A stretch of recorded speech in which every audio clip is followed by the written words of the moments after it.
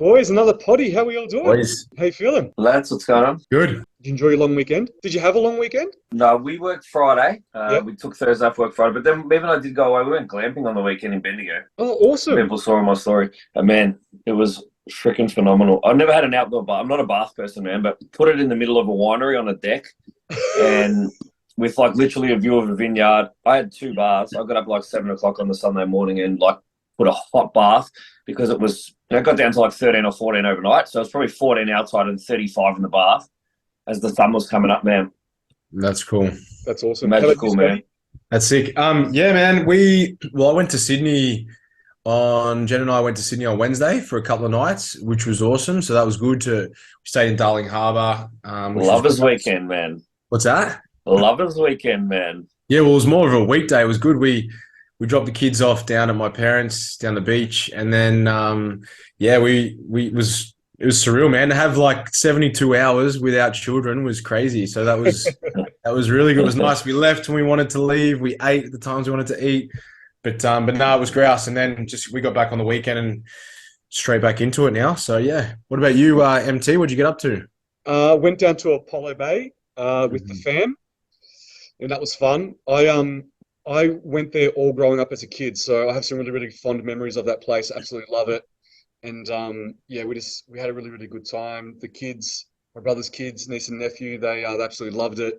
And just had fun. And as I told you in my check-in, I intuitively ate while I was there. You know, very well too. Yeah, I tracked up until Thursday lunch was my last tracked meal. And then basically I came back, and then Sunday lunch was my next tracked meal. So during that time, I was all untracked. And as you saw, I weighed in the same when I got home as when I left. And awesome, man. I still brought some food with me. I bought some things I knew I wanted to have that weren't going to be there. But, you know, my family, they eat pretty healthy, pretty simple. You know, there was barbecues, it was veggies, it was salads, it was that kind of stuff. I think one night my mum made a lasagna. But other than that, everything was pretty standard. And I just thought, I'm just going to go there and just eat intuitively. And I knew I was able to because I'm now at my body weight where my body likes to stay. You know, I always kind of land around at that, you know, that 89, 90. If I'm just cruising along, my body just always settles that into that region. So I knew that if I overate, underate, it wasn't really going to change much. And from a hunger, food focus perspective, I'm all good. Like, I'm not even fussed. Like, you know, like the kids were having ice cream and I had lollies and stuff, but I wasn't even fussed. So I thought, yeah, I'm just going to go there and just eat intuitively and just spend time with the fam. So I did that. But you're going to laugh because, you know, I said to her, I might bring my fry pan with me, and my mum's going to have a laugh about it. So I didn't bring it, but Kiki brought hers, right? And everyone wanted to fucking use it. Everyone, because the fry pans are shit. You can't rely on good fry pans anywhere. So everyone was like, "Oh, can I use the fry pan? I want to cook some eggs. Can I use the fry pan? I was like, "See, I should have fucking bought it. Should have bought mine." Man, you said you were going to do it. I know, I didn't do it. It's like, no, I won't do it. But Mrs. Trimboli's anabolic lasagna, yes.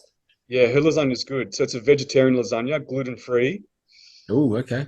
Yeah, it's amazing. I like to hear he's perking up. He's like, yes, please. Got to get it. Do you know what? I do like some lasagna. Yeah. It's probably got more veggies in it than it has pasta sheets, but it's awesome. Do you know what? That's how Jen makes lasagna when she makes it at our house. Same thing. Heaps of veggies in there, blends better. I prefer it. Otherwise, it gets a bit heavy. Yeah, 100%. Yeah, 100%. You get those micronutrient gains in the process. Love that. Yeah, no, it was awesome, man. But we got plenty of questions for the potty. Again, I had to categorize them, and I'm just like trying to sort them all through. But you know what really was been really, really good since the last potty, and just in general, a lot of people have reached out about using the "but luckily" mindset. And you know, when you say something negative about yourself or someone else says something negative, you add a "but luckily" and then you say something positive. One of my clients changed it to, instead of "but luckily," "but thankfully," and another one said that they also use hopefully, right? So they tried to give me context. It's like if you drive up into a traffic jam, right?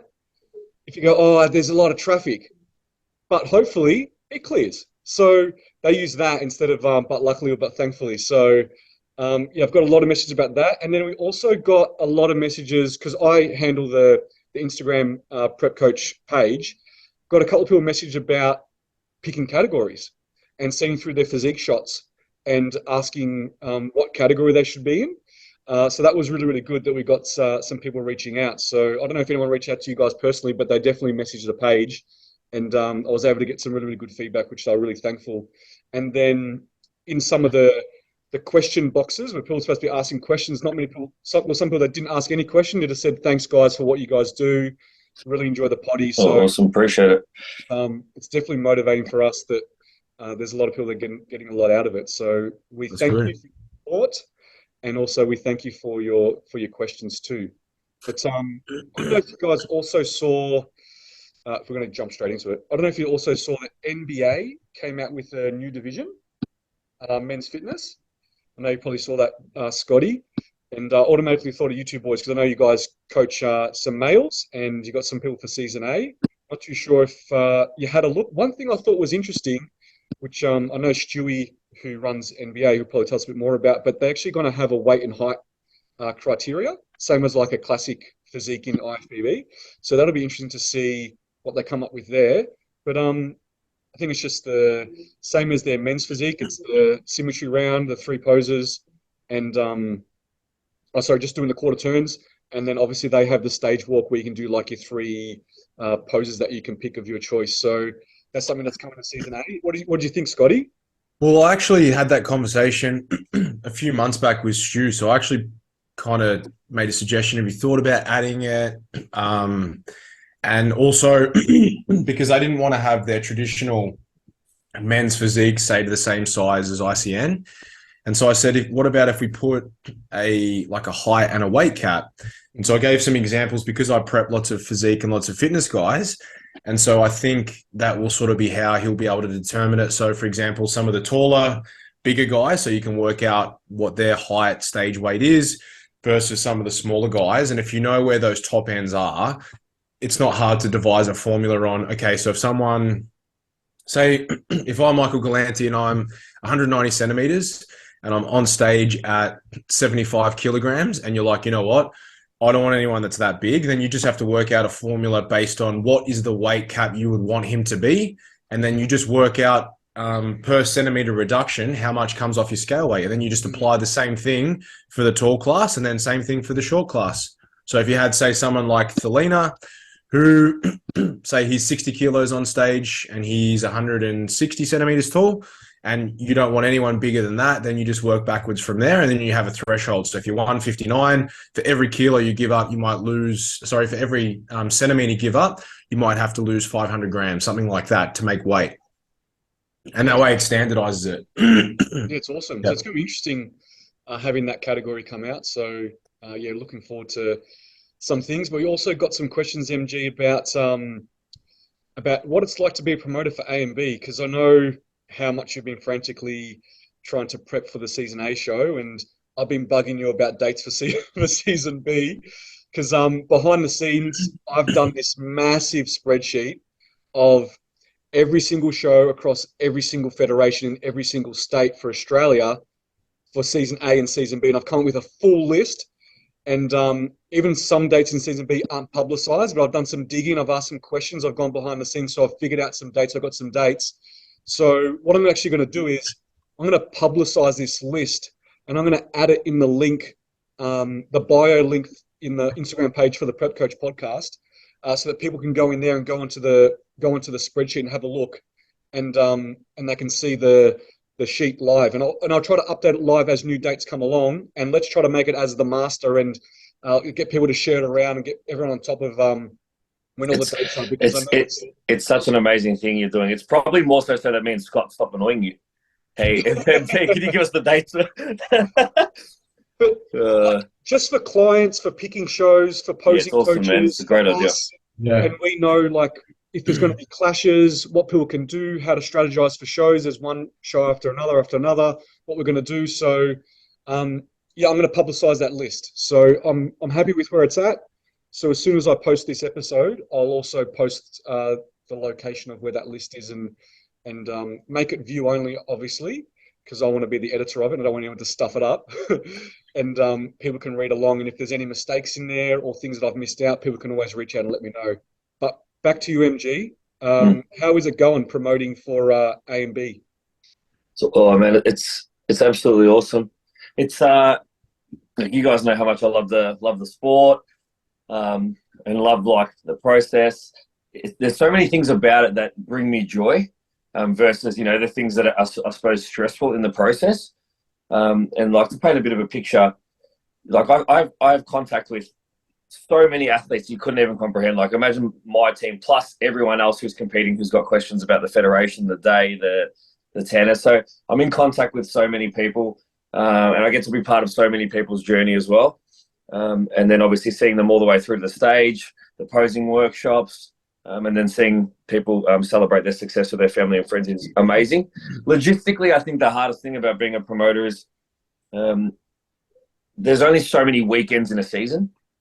And then, as you're saying, you've got multiple federations running multiple shows. Oh, yeah. You try to fit in with a certain block of weeks because you want people that are prepped at the same time. And then you're trying to balance out your own federations, nationals, and potentially, world shows where you want athletes who are going to be ready for those shows, where you're trying to minimize the gap between that show, say your state show, and then your nationals and your world, so that you've still got athletes who are, now not 35 and 37 weeks into prep because the shows are so far apart. So yeah, that's definitely been difficult.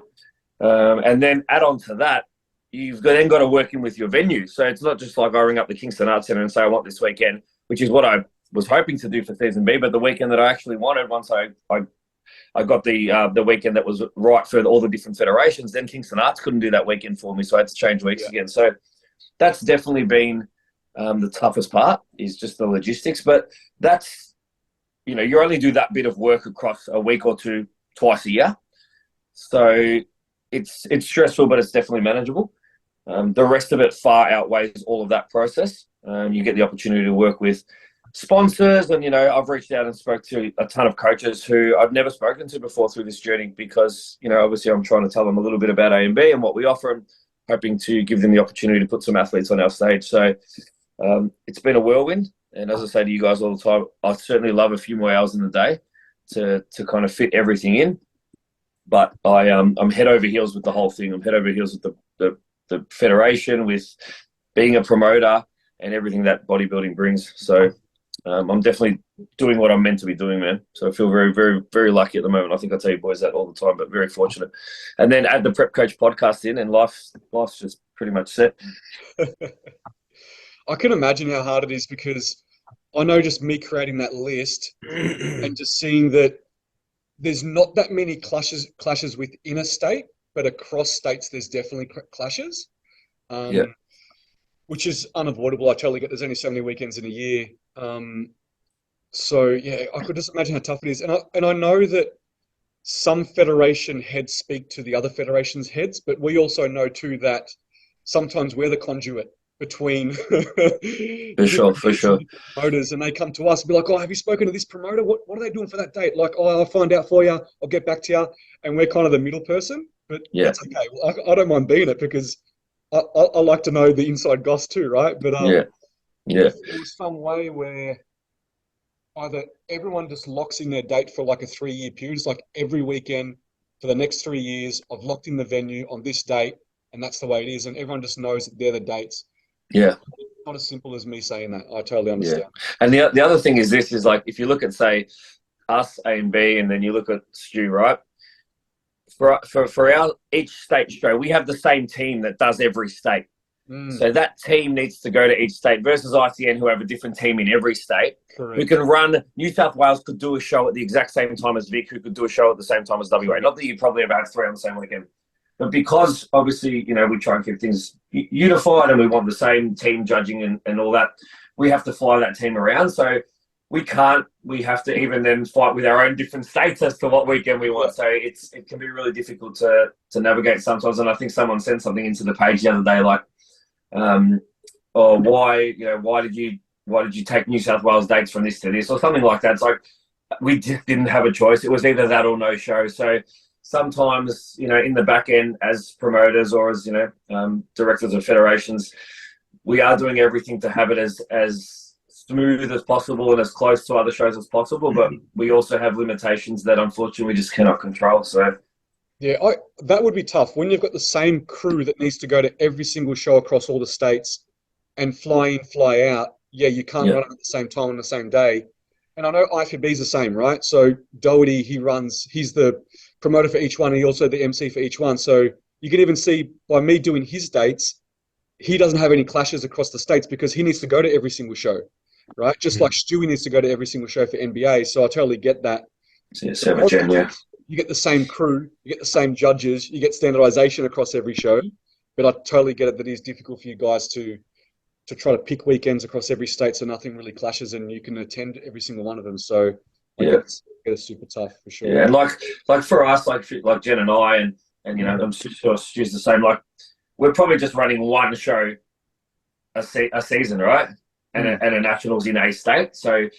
So then, there's obviously a balance of trying to get, other feds like ICN's obviously got multiple shows that takes up multiple weekends. So that's where the balancing act comes. But we do our best to all communicate with each other. It doesn't always work out sometimes. It's not because, there's any ill feelings towards one another. It's just like at the end of the day, we all want what we want and we're all going to do the best for our own fed. And if that means that at some point, you have to take a day that somebody else wants it, it is what it is. Like, yeah, I get it because, you're right there. So you run one show per season per state, whereas ICN would run.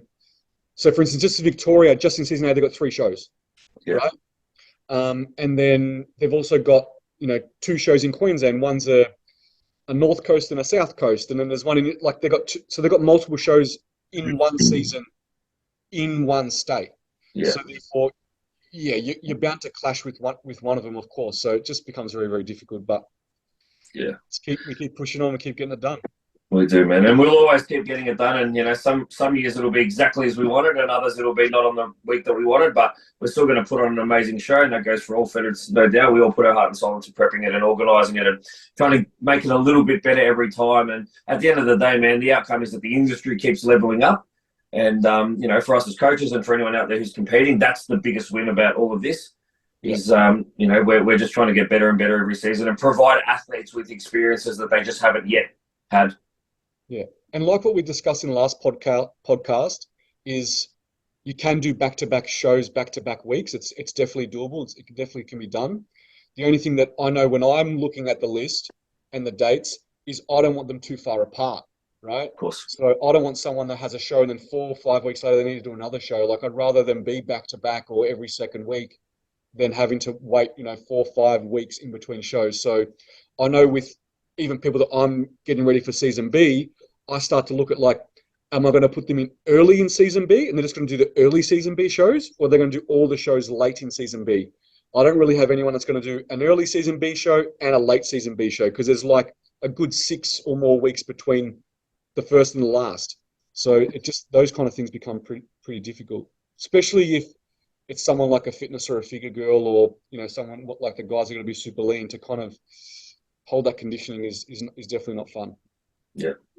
All right, let's jump into some more questions here. So similar to a question that we got about pros the other week, what's your thought on pros competing as an amateur in a different category though? So like a sports model that's a pro doing fitness model as an amateur. What do you think, MG? Yeah, I mean, I personally, I don't think that's a problem. I mean, they're different categories. They're judged differently. They have different criteria. And being a pro in one doesn't automatically make you a pro, or doesn't even make you top level in another until you've proven yourself. So I don't have any issues. Like Scott, you would have gone through that exact thing, right? You won your fitness pro card and physique had to pretty much go and win everything from the bottom, which you did. So it's really just the kind of natural path of progression. Yeah, I think so. I think especially on both sides. In the girls, there's such a big difference between sports pro and fitness pro. We saw that. You look at someone like Shona, who she won the pro show in sports, didn't she? Yeah, she won overall. Yeah, and then you compare her to, say, Montana, who won her fitness pro card. there's a big difference in terms of muscle maturity and whatnot, but there's like there's no qualms at all in her wanting to do both and competing as an amateur in fitness because there's such a big gap. And it's exactly the same in the men's divisions. If you're, you know, you're a pro in fitness, as you just said, and you want to jump up and try and do physique, there's a big difference. There's some bigger boys that you got to go up against. And it's similar in classic. If you're a classic pro and then you want to try and get your pro card in bodybuilding, for a lot of the time, you're going to be up against some bigger units as well. So I think each division essentially goes up a level in terms of size, conditioning. So I don't see a problem with it at all. Yeah, totally agree. Another question we've got, do you have anybody this year that will be contender for a pro card in your teams? Yep. Yeah. Do you want to say who they are? Just go like, yep, I got some. No, Sorry, I just want to say, yep. Yeah, I think I just want to say yep. Also, Yeah, I don't want to like add any unnecessary pressure onto someone. 100%. Yeah, like definitely, I think, you know, and I go into a lot of seasons feeling like a big bulk of my team can do really well because, you know, I know that like we put the work in and we always target a certain level of condition that we want to bring to stage, both men and female. So, you know, that the team's going to do well. And then there's people who just have certain genetic potential that you think will do really well. But, yeah, I just would hate to put that pressure on someone. And, you know, if things don't go your way, because it is a subjective sport, that, you know, that really overly disappoints the person. Would you say more so in your female divisions or male or a bit of both? Would you say Bit of both. Bit of both? Bit of both. Yeah. Bit of both, yeah. Yeah, I would say the same. I can see people in the team that, yeah, because mostly I train females, so, but across the three major ones. Like, I mean, I can see people in both your teams that I think could do the same thing. Like, yeah, like undoubtedly, like you just, yeah, as coaches, you have an eye for this sort of stuff, and there's just certain athletes who, you know, and like if I use Trimboli's as an example, there's an athlete in Trimboli's team who, like, I've seen in person. It's not just like photos who I look at and go, fuck, this chick's got an impressive physique. So, yeah, I think it's like, didn't we talk about this on an episode? Is do you know who is going to do well? Didn't someone ask that specific question? That was a while ago, one of our first episodes. Yeah, that was so like, last season. Yeah, yeah. So like the same sort of theory. You know, on your own team, you know who's got crazy structures, crazy muscle bellies, insertions, and gets like the right condition very easily. And you can see that on other athletes who work with other coaches too. Yeah, you know how I am, MG. Like, but I would never tell that client. For sure. Like, I would never guarantee it because I can't, right? Yeah. It's about shooting for it and getting them. I've said this so many times this week to the clients. It's like, we're going to make you your best. Yeah. That may be that you are also the best, right? But I can't guarantee that. But I can definitely guarantee we're going to make you the best you can be. For sure. Translates to you being the best, then? For sure, man. For sure. I do think Scott Morrell will win the pro show, but I want to put that out there. Scotty. Yeah, I'm going to say that because that's that one I'm comfortable with. Oh, you said you're not trying to put pressure on people, bro. You're a brother, man. And you thrive, man. You thrive with pressure. You're just a warrior, man. I've seen you prep for fucking 40-something weeks and just have like a shield of armor around you. No matter what was thrown at you, man, you just kept going. So you can handle it, man. And that's why you're a multiple-time pro champ, because you can handle it. See how we go. We've got a bunch of questions about amount of weight loss in a prep. So there was a couple. One was about, can you lose 30 kilos in a prep and win a competition? Now, the winning a competition bit we can't guarantee. The weight loss we can talk about in a second. Another one was, what's the most weight per week a female client has lost in their prep? And then there was a subsequent question about how much weight do girls normally gain in their off season? Is it 10 kilos? Is it more? So the first one is 30 kilo loss. And then what's the most someone loses per week in a prep? For this, we're talking about females, but you can speak about males too if you want. What do you think, MG? Well, I mean, I'll just look and say I've got like an Emily who I'm coaching at the moment who's about 25 down at the moment. And, we've still got about, probably another 6 or 7 across the last 18 weeks. But this hasn't been a 30-week prep. So just I want to say that at the start, right? This has kind of been ongoing for, closer to a year with, plenty of breaks along the way and periods of maintenance and growth. And so someone can definitely lose 30 kilos in prep. And of course, who knows who's going to win on the day. But yeah, it absolutely can be done. But I think what the question is meaning is in one prep, in a typical, say, 24 to 30 week prep. Well, no, because then you've got to lose a kilo a week for 30 weeks. It's just not possible. So it's really got to be like length of time, rate of loss, where, you start the prep and you're probably able to drop off when you've got a lot of fat tissue on the body already. Maybe 1% per week for a sustained period of time is sustainable. And then dropping down to, something on the lower end, 0.5%. And again, there's going to be plateaus. There's going to be roadblocks on the way. But it's really just all about a time thing. And we talk about it all the time. It's like, work out how much you think you need to lose, reverse engineer it, and how many weeks it's going to take based on the numbers that I've just given you. Allow some time for some breaks because you're going to need it.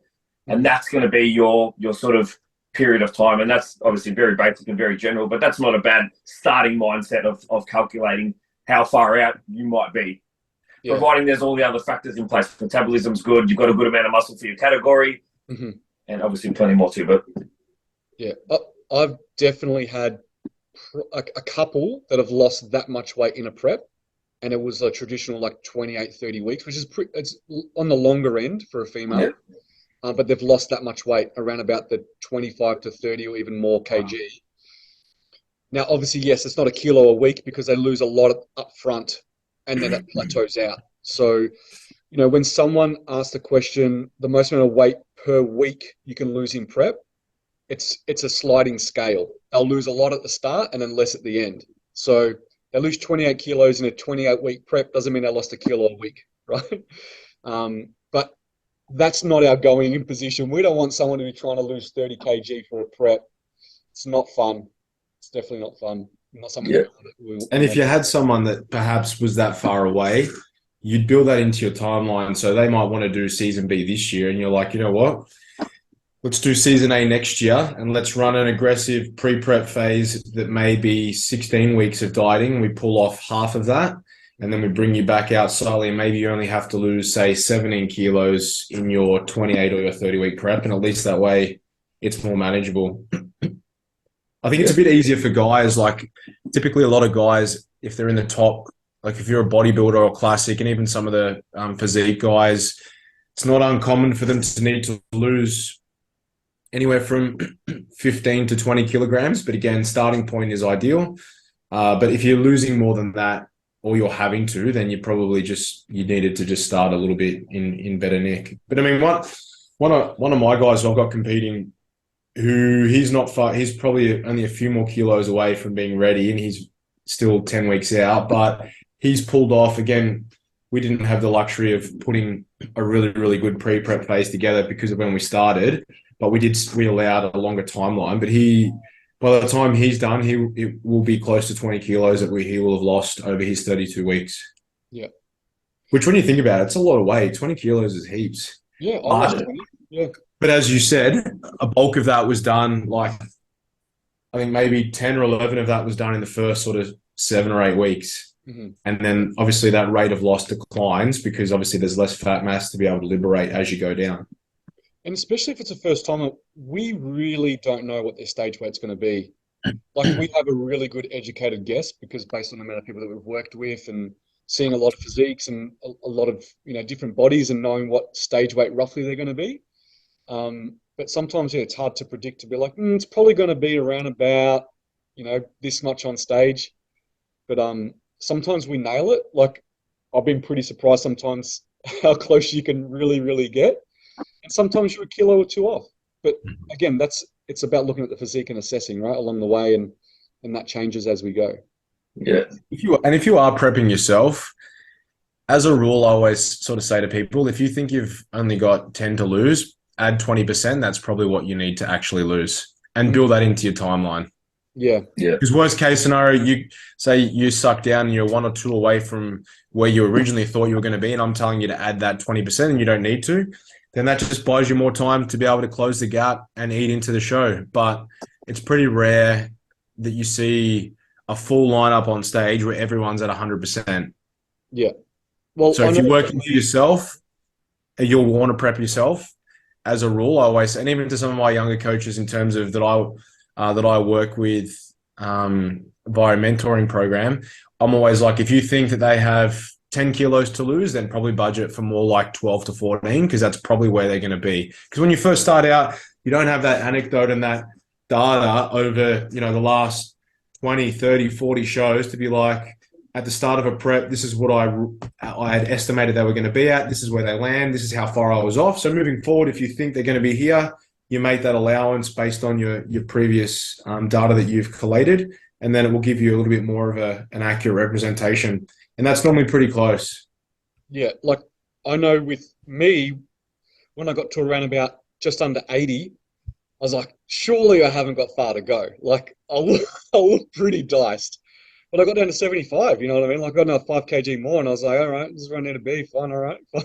This is how diced I got to be. Fine. But with that, it also depends on how far down you want to go. So we've had this conversation, like for your next show, like you might be ready from the top up, and it's like, do I need boxed off glutes? Like, do I need to be completely striated glutes? If you don't need to, then is it really worth like, robbing Peter to pay Paul? Like, yeah, we might suck down a bit lower. I've got to work hard. I've got to diet longer. I'm probably going to lose some more tissue on the way, but I'll have striated glutes. But if no one's going to see him and everything else up top is as is, then what's the point?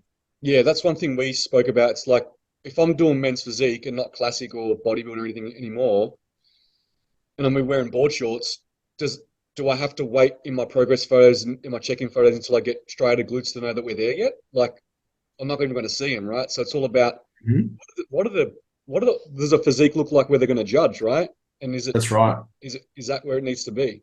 And sometimes, like in some cases, everyone liberates fat from different areas at different rates. So like typically glutes are renowned to be one of those areas that are the very, very last to come in, and they normally are. But for some people, they come in a little bit earlier, and you start to get some striations earlier, but it might be that they hold a lot of belly fat, and that takes the longest to come in. I've had guys that their glutes are in when they're like 10 weeks out, but we're still having to dig them because they're still holding composition around the midsection or their lower back or somewhere like that. So it just depends. But in an ideal world, if you're a men's physique athlete and your glutes are the last to come in and everything else is ready early, then, you're laughing. Hopefully that's the case for you, bro. Thanks. Yeah, hopefully. I think it should be. Like, just looking at how my position. Yeah, I think so. Yeah, for sure. The other part of the question was weight gain in the off season. So, how much do you normally get? This is for girls. They asked about, how much above stage weight are they? Are they 10 kilos max, more or less?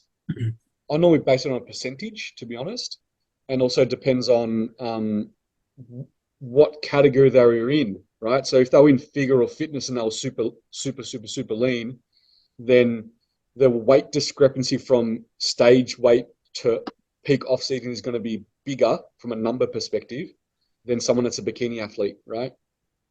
They're normally not going to have to, there's not going to be such a big discrepancy between their off season weight and their stage weight.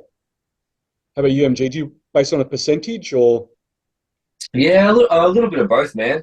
And the other thing that you mentioned, like spot on with the figure, is also like someone's first prep versus like someone who's done their fourth or fifth preps. It's like I tend to see that people that come out of their first prep tend to put a little bit more on than someone who's, say, coming out of their fourth or fifth prep. A lot of that's probably around, potentially they've got a little bit more muscle tissue, or you just get better and better at the reversing process. So that first initial gain straight after comp in that recovery diet or even in the reverse diet tends to be managed a little bit better, and the rate of gain seems to be a lot slower in that period. But like for example, if I was to say like a 55, 57 kilo bikini athlete, probably something around 65, 66 is like a bit of a gauger for like where I want to have my first real assessment. But again, I think we've spoken about this many times too, is people get to that point and get really, really uncomfortable because it's not a position they've been in for a long time and they want to get out of it straight away. Mm-hmm. Whereas the three of us are all very big advocates on like, trying to hold that position for a little bit longer. Again, an environment that is conducive with obviously putting on muscle tissue, but obviously recovery, energy, and making sure that, the new muscle that you're building actually hangs around instead of dissipates straight away. So, yeah. To answer the question, I don't have a specific number. It's all athlete dependent, and obviously depends on how lean you've been and how many shows you've done as well. But I do put some parameters in place for what I sort of will have my first assessment at. Yeah, for me, I would say the number is between 5 to 15% above their stage weight. That's kind of where it is, right? I don't normally see them anything under 5% above their stage weight. So if they're a 50-kilo athlete, they're going to have to get above 55 in the off season, right? At a minimum, it's like that's 5%, right? 15 is probably getting on the top end, but I've had girls where I've had to get them around about the 15% above stage weight so they get their cycle back and they start to feel good again. Yeah. So, and also depends on that. It's how they're feeling, how they're performing, what's their energy like, what's their sleep like, what's all those parameters that we talk about that go away in prep, have all them come back. And if they're not back, then the weight needs to keep coming back on. You keep pumping in those calories and bringing that weight up until they start to feel themselves again, how they should in the off season. Yep. What do you think, Scotty? Yeah, I kind of have. Everyone thinks I only work with guys, but I actually do work with a few females as well. And I've got quite a few in the off season that'll be on stage 24, 25. But I think one of the first things that I analyze is firstly, what is the timeline from where they are to where their next show is going to be? Because that essentially determines how much wiggle room we have. If we have an extended period of time, typically I think as a general rule, anything over 20%, you're just getting unnecessarily heavy. But one of the biggest things that I hold a lot of weight on is what is the composition that allows the athlete to perform the best at in the gym, and bearing in mind that the physique that you perform the best at will rarely correlate with the physique that you like the look of the most. So those two typically don't go hand in hand. So for a lot of females, if it means that I have to give up, say I've got a girl who competes in fitness and she's, I don't know, 45 kilos on stage, right? So 25 or say 20% above that is only 56, 57 kilos. If I have to have her in that top end range, even 60, 61, and what she can do in the gym, and I've got some girls in that sense, and even a figure girl, what they can do at a level that's above 20% versus when they suck down, the difference is chalk and cheese in terms of what they're capable of in the gym. And if we're trying to accrue and bring on new tissue, then for me, and I'm like, you know what, I know that I can pull off 10% if I need to in 8 weeks. It's not really a big deal. So if I build that into my longitudinal timeline, which I typically will, I don't have any issues with them being a bit heavier as long as the relationship with food is there and they're not stressing over it and they're not binging and they're eating more food. And for a lot of the part as well, it kind of helps to, I guess, mitigate any of those issues around food, like to have them feeling like, God, I've got to eat again. I don't really feel like it. And they might be a little bit uncomfortable with the composition they're in. I also like having them learn to become okay with that based on what it allows them to do in the gym, so that they can see that despite they're a bit heavier and they may not look the best in their bikini, what they are able to do in the gym at that composition versus what they do when they're shredded, they just can't do that. So over time, if they're going to be in the sport for a long period of time, you can kind of differentiate this composition serves function and this composition serves function. And if I ever want to just live in the middle, then maybe a really nice medium for me to be is, if I'm not ever going to compete, maybe I'm somewhere down the middle of, say, 12% over stage weight. I'm healthy, my cycle's there, I've got a good relationship. But when I want to put on size, as you guys know, you've got to be at a level like the things that you can do at the gym, or that you can do in the gym when you're at your heaviest. It's rare that you're able to do that even when you're 10, 15 kilos lighter. Like MG, we were talking before how you're like, man, every meal is a struggle at the moment and you're at that top end threshold of weight. The things that you're doing in the gym numbers wise, none of that data has ever been on your spreadsheet since we've been working together. And you also haven't been at that body weight and that composition before. But I also know that I can get you shredded super easy. It'll allow X amount of time. And I could also clean up 10 kilos in 6 weeks if I wanted to. So it's like, when I look at that timeline, is you being a bit heavier, is that really a problem? Not really. And same with girls. If anything, again, I think it's advantageous because it also gets them to be comfortable and to love their body and what they're able to do, perhaps when they don't look at their best in their eyes versus I look at, you can deadlift 3 plates. When you're below 50 kilos, you're lucky if you can deadlift 100. And again, I know which weight's going to allow them to build more muscle. So I don't think there's a right or a wrong amount, but that's just how I sort of tend to approach it, that I don't have an issue with that. But the caveat to that is there's no point in getting unnecessarily like overweight or fat just for the sake of it, because essentially at some point you've got to die that off. So if you can get to a point where you're able to maintain, food's good, all those endocrinological markers are where they need to be, and your health markers are where they need to be, then I think that's the right amount in terms of where you can kind of chip away. If performance is good and you're not gaining like 700-800 grams a week, if they're just mini gains and you set in point that bandwidth that we've spoken about, then that's okay as well. So I think it's bespoke to the individual, but I definitely don't think there's an issue with being a little bit heavier. But I think it's more the guys that tend to just, I'm bulking. And then, like, I see lots of guys at the moment that are doing season B on Instagram and they're just unnecessarily fat. Like, I look at them like, man, you've got 35 kilos to lose and you're going to jump on stage. I know you're running your bulk and they're very associated with like 100 kilos and that's what I weigh, but it's like your stage weight's going to be like 68. So I think there's different situations, and I think the guys are more inclined to want to go down that path. But as it was sort of framed around girls, yeah, I think for me, there wouldn't be any girls in my off season at the moment that would be, based on numbers, it would be under 15%. Most of them would be in that probably 18 to 25% mark range. But again, those are getting closer to a show, like say season A next year. I've got a couple of people doing that for 2024 girls. They would be within 10% of stage weight or close to it by the time their prep is going to start. And again, that will be built into the timeline. So I think as long as you have, and we've spoken about that longitudinal periodization view and you're not just looking at 6 months, then I think, and that's the advantage of working with your coach all year round. But yeah.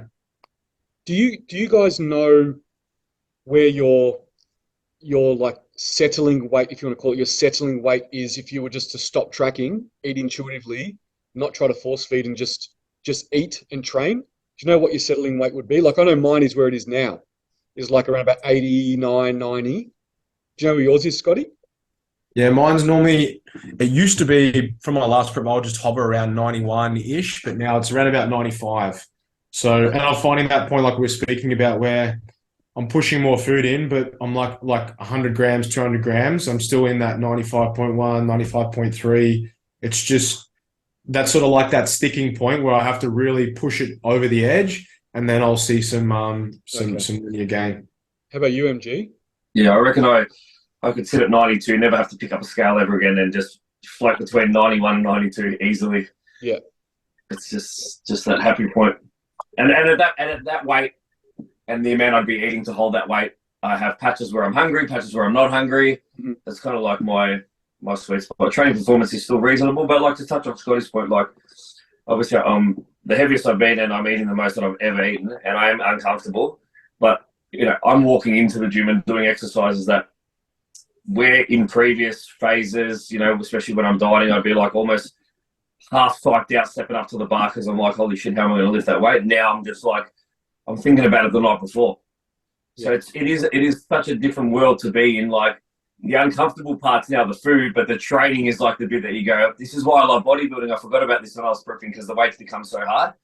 So you do need to spend periods of time in this point. And it's not until you get to this point that you realize how important it is. Yeah. And you realize that being lean and being like reasonably lean all the time is just such a waste. Yeah. It's going to make all the difference. It's going to make all the difference when it comes to stage. And I think that's the kind of perspective some people need to have, is that being a little bit uncomfortable is a sacrifice that you need to endure if you want to be competitive, because there will be people out there that will do that. Yeah. And then they'll be the ones that may have the edge on you when it comes to the time. And can we touch on this? It's not a question that got asked, but I get this a lot with my team. It's like, I know people look at other people on Instagram, and there's some people who are in their off season and they're still like, reasonably lean, but look a lot bigger and their weight's going up. guys, don't forget how much genetics play a part of this too. Mm-hmm. So, like, we always talk about not comparing yourself to other people. It's for that reason. It's like maybe for me to put on 2 to 3 kilos of muscle in 2 years, I have to carry a little bit more body fat than maybe someone who's a little bit more genetically blessed, you know, hypersensitive to growing muscle and just grows muscle a lot easier and doesn't need to push as much food. So I'm never going to compare myself to anyone else, because what I need to do in my off season to grow muscle is what I need to do. Don't worry about what anyone else looks like or is doing in their off season. Just follow your plan. We could go on the biggest tangent about about that whole thing, because I get that Do too. it. Do it. Like, okay, first thing, a couple of things is what they're showing on social media actually a good reflection of what they actually look like? You know, we're talking about posing, lighting, angles, right? Because there's so many people that I've seen on social media, which are big influencers, and I've ran into them at shows and at different places and be like, they are a lot heavier than what they look on their photos, right? So anyways, let's just pretend there's no illusion there and actually look as good as what they actually post.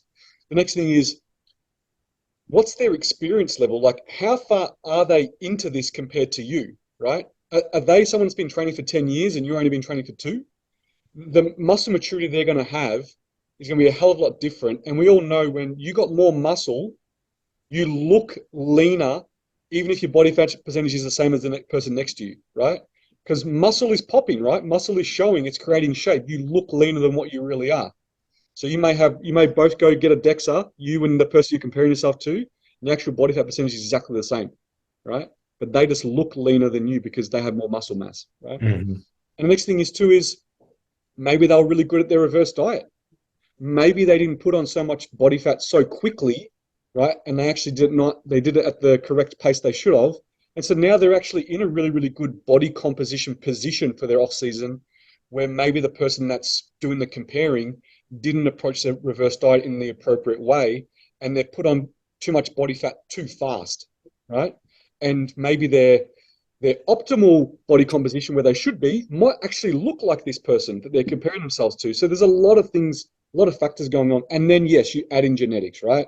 Yeah, and then maybe they're enhanced too. Throw that in. And maybe they're enhanced, which is probably a big possibility.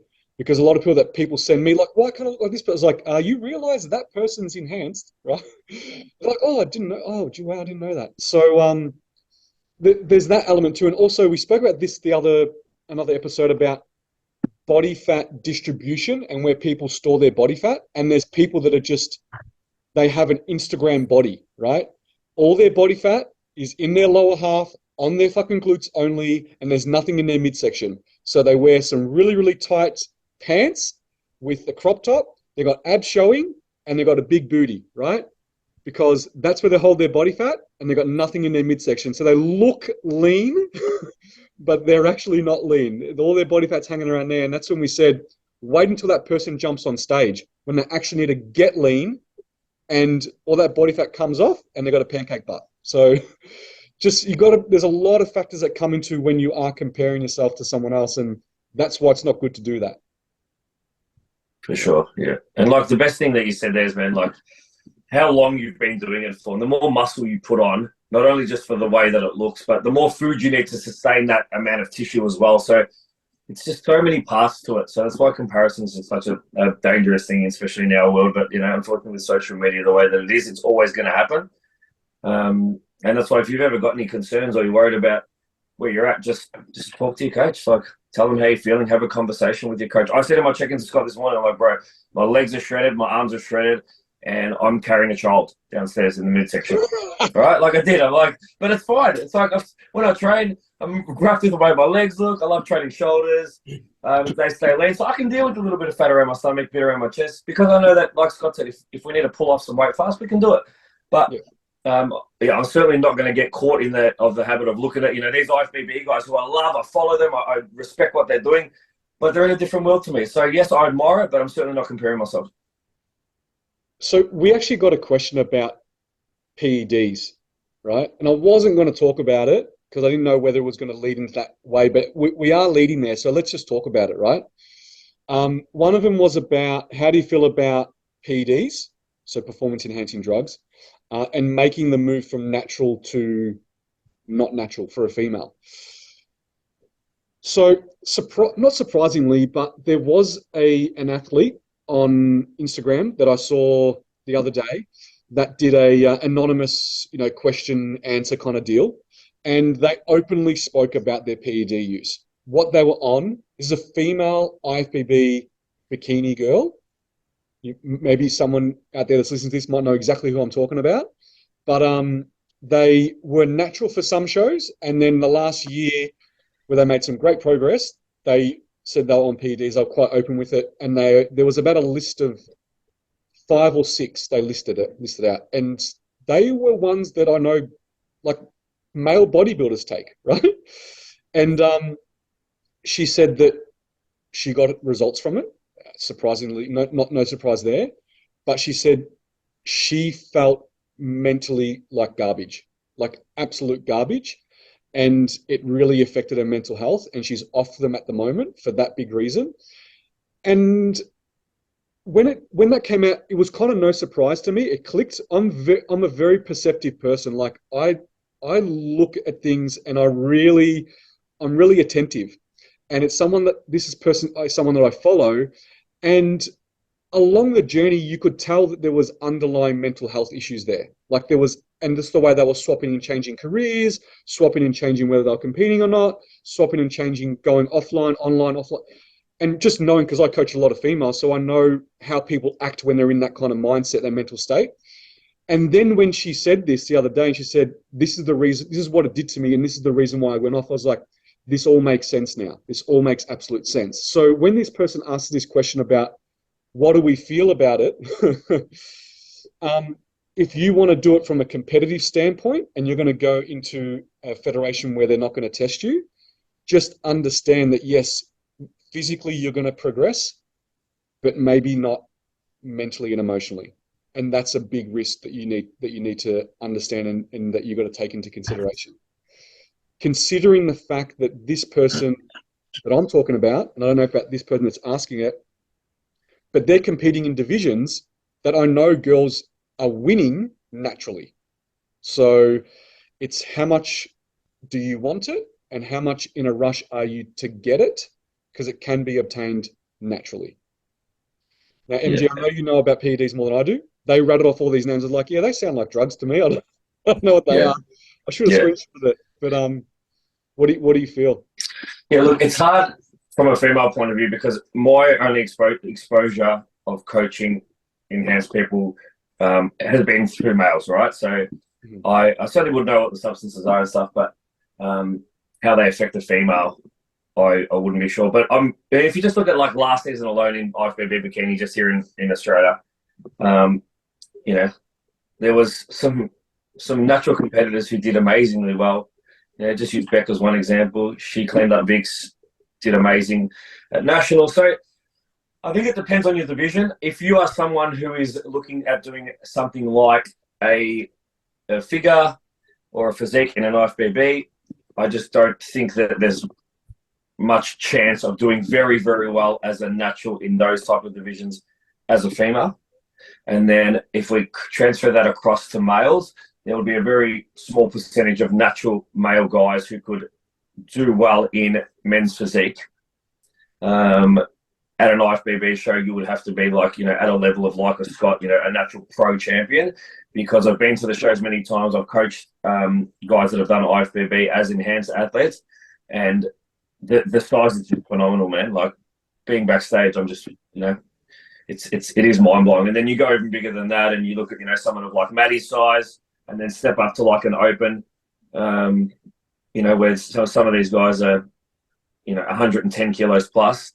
It's just not going to be possible. So I think that, there's a place for it in the sport as long as you're competing in the right federations and the right divisions. And I think as long as you've got someone who's there, who can guide you, who's got experience to help you make the right decisions and not overdo things. But at the end of the day, I would want to be somebody who has everything in check, mental health's in a really good place, and there's nothing that's going to contribute to you potentially, feeling a little bit depressed, because it's not something that you can really stay on forever, and at some point you're going to have to come off. So if you are starting it in a bad place, assume that when you come off it, that place will probably be a little worse. Yeah. Yeah.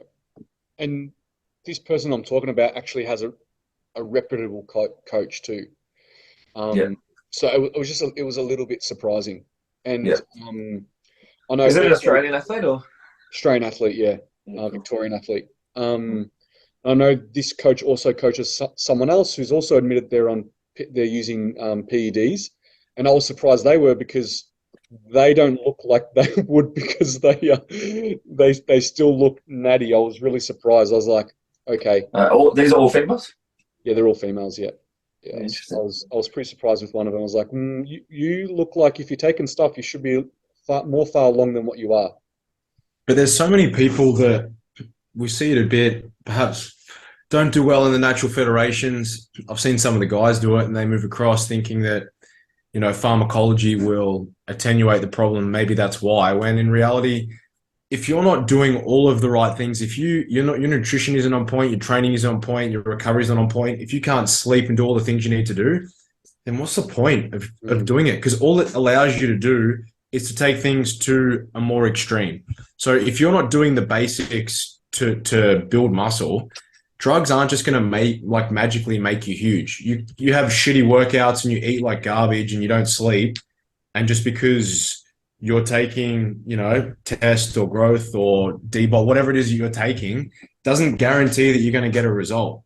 It just guarantees that you're going to sting your wallet and you're probably going to fuck around with your blood markers and waste your time. Yeah. So MG, we got a question about clenbuterol. So let's answer it because we're talking about PEDs anyways. But it says, thoughts on using it for cutting, dosages, time periods, is it worth taking? You probably know better than us. I've never had anyone that I've coached that's used the man. So I can't really give any feedback from any of my clients about it because I'm not I know what it is, but I'm not familiar with it. What does it essentially do? So it's basically like, people say like it speeds up your metabolism. It's like the feeling of like, probably like intense caffeine that is pretty much, you know, 24/7 when you're on, depending on your dosage, of course. But basically, you know, the idea is that it essentially helps you burn more calories at rest. It increases your heart rate, right?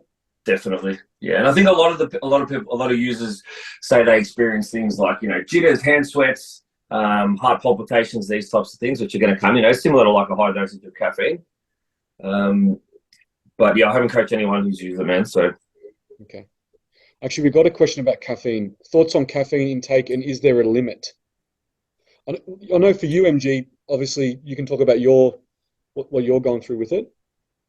Yeah, so I obviously have a heart condition, which, you know, pretty common one. It's called atrial fibrillation, and my heart goes into regular heartbeat and can be triggered by a number of things, caffeine being one, high stress, you know, drugs and alcohol, but I don't do any of that, so it's easy.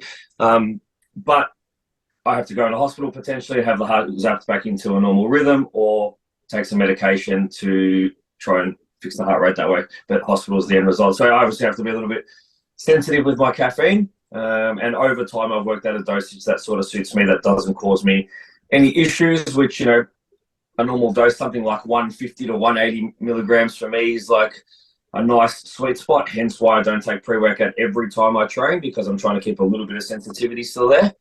But, you know, if you were to dose me up somewhere around the 3 to 350 mark, it's not to say I would have an episode, but I would probably put myself into AF just from the stress of knowing that the dosage is so high that I'd probably start to panic a little bit. But the Scott's spoken about this in the past, actually. The minimum dosage is recommended for athletes. It's like huge, Scott, right? It's like the guidelines are phenomenal. Like 3 to 6 milligrams per kilogram of body weight. Yeah, so that'd be 300 to 600 milligrams for me, which would fucking hospitalize me for sure. What's so interesting is like most pre-workouts, they start at 200 milligrams. And that's really not a common dosage. They're normally 250, 300 or more.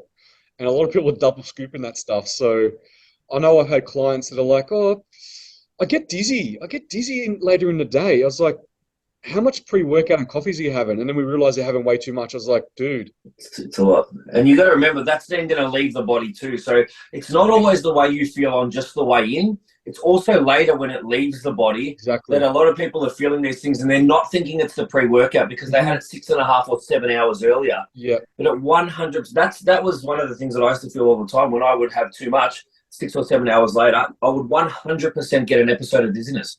Yeah. Yeah. And then obviously it affecting your sleep. Like I just had a conversation with a client the other day during check-ins about not being able to sleep. And I was like, you're taking pre-workout, when are you taking it? And they told me, I was like, it's too late. Like that's very, very late in the day. It's probably going to be what's affecting you. And they were having a high dosage. I was like, but how am I going to get through my sessions? I was like, okay, let's half dose it then. Start with half dose and just start reducing that person down because they weren't sleeping. I was like, sleep's way more important. Like, You know what's been the biggest thing for me is like, since being deeper in off-season and having fun, more energy, I actually started just to trust myself that I could have a session without it. Yeah. And every session I started to have without it, now I will say I still have citrulline and beta-alanine because I buy that in its own form and mix that myself. And I do put a little bit of sodium in it. But I'm just saying the stimulant part, I removed it, 2 to 3 times a week. And the session was just as good. Yeah. And all of a sudden, I started to trust myself again that, guess what? I don't need it all the time. Yeah. And my sleep's better. And it's nice not to have to just rely on it all the time. And you can still have a great session. But I do understand how people get caught in the trap of feeling like you can't survive without it when you are a bit deeper in prep. So caffeine can be used as a great tool. But I think when you're in off-season, it's a really good chance to maybe step it back a little bit. Yeah. And just show yourself that you can have killer sessions without being steamed off your face all the time. Yeah. And instead, I was going to say, too many people place emphasis on that pre-workout supplement, but they don't pay attention to their peri-workout nutrition. So I would say, like in the off-season, be more concerned with the meal that you're consuming before you train, because that's the substrate that's ultimately going to fuel your session, not the caffeine. Like, yeah, you'll see a little bit of an increase in performance. Could be anywhere from maybe 10 to 20%, but there's definitely an element of placebo to that. But if you're getting the right amount of carbohydrate, you're getting a protein feeding going into your session, it's low fiber, you're hydrated, that's more than enough. Like, bolster arousal levels by watching a YouTube clip of, Jay Cutler or Ronnie Coleman or whoever motivates you, and then heighten arousal levels, via that way, listening to music as well. Yeah. To enhance sympathetic drivers. So there's other ways to go about it rather than just worrying about caffeine. Yeah, for sure, man. Yeah, like, you know what? When I started working with Scott, and obviously, Scott, you put me on like a cereal type food pre-workout. My stress now, if I don't get that cereal meal in, that's the like, oh shit, like I'm probably going to have a shit workout, not the caffeine anymore. That's been the biggest switch for me. Scotty, I love how you go into these, you say these things because it leads into another question I have, right? Perfect timing. I don't even know what the questions are, so I know you don't even know the questions. I only know them. But MG, Scotty Fitz, right? Your main man, Scotty Fitz. Yes, yeah. Question. He actually videoed it to me on the IG account, and his question, in a long-winded way, but try to make it shorter, is complex carbohydrates post-workout. All right, Scotty, I'm going to get you to take over this question. I think the context is he trains in the morning after having one meal, and then he also sometimes trains later in the day after work, so he's probably eating throughout the day. So complex carbs, post-workout, those two scenarios, how would you tackle it? What do you think? Yeah, for sure. So if he's training fasted first thing in the morning, I assume he would be consuming, potentially backloading the night before with some carbohydrate, because that carbohydrate's not going anywhere. So he will likely have achieved complete muscle glycogen saturation. So when he goes in the morning, he normally would only, I'm assuming, need a small meal, a little bit of carbohydrate, like some rice cakes and jam, maybe a WPI shake, so he gets that MPS spike. And then post-training, he would definitely want to have a good carbohydrate feeding. So I don't think, you could have some simple carbohydrate straight away to get that initial insulin spike. But if you're consuming, say, a polysaccharide or a starchy carbohydrate, if it's potato or if it was rice, you're going to get that over the entirety of the hour that's starting to be absorbed and digested anyway. So I would definitely recommend having a complex carbohydrate post-training, bearing in mind that most people are only going to be able to absorb and digest around about 80 to 100 grams within that first hour, or just in hour in general. So a little trick that you can to help add towards that partitioning into that digestion is to consume glucose with fructose. So for example, if you can add some fructose to the meal, we've spoken about this before about the glucose transporters being a little bit different for glucose and with fructose. So if that sodium-linked glucose transporter has already been saturated, then adding in some fructose will essentially allow you to be able to take on board more carbohydrate and then to be able to partition it. So it might be having a little bit of fruit with that meal, or it could be grape juice or something like that, or a banana, adding that in. It could be banana and oats or potato. You might have banana straight away post-training, but I definitely wouldn't delay having a complex carbohydrate feeding, and that would definitely be your go-to rather than just onboarding a ton of simple sugars straight away. Okay, so actually complex carbs would be your go-to post-training, considering the fact that you've probably had something before you've started, or maybe during your training session. So complex carbs is completely fine. You don't need to shovel in a bunch of simple carbohydrates. It's not really as necessary as what people think. For sure. And typically, if you take on too much, obviously glucose is more readily available. It's faster absorbed. But if, again, there's a limit on how much you can onboard in a short amount of time. And for most people, it's normally around 30 to 60 grams. And if you exceed that, you're going to have some GI distress, versus if you're taking a slower digesting carbohydrate, it will still make its way into circulation. And again, given that you're taking it first thing in the morning, or you're eating that first meal, there's no real reason that you would need to have to get a carbohydrate on board as soon as, like, obviously you want to get a feeding as quick as you can, but getting simple sugars in straight away is not going to supersede getting in a really good, slower releasing carbohydrate, which is still going to do its job and is going to top up muscle glycogen stores over that period of an hour to 2 hours. I know if I had to choose between eating lollies and a protein shake versus having your shake and then maybe 45 minutes later having some rice or some potatoes and then having some chicken or beef or whatever it is that you're eating, or could be oats with protein powder or whatever, that's definitely going to be more beneficial. Yeah, and I reckon his post workout at the moment is oats, WPI, blueberries, and a banana. Banana, perfect. That's good. Yeah. You're ticking all the boxes. Just quickly, Scotty, real quick, so I know we've got to go. But if you're in prep and you don't have many carbs, right? Mm-hmm. When would be the best place to put them? Before or after training? If you just had to pick one or the other.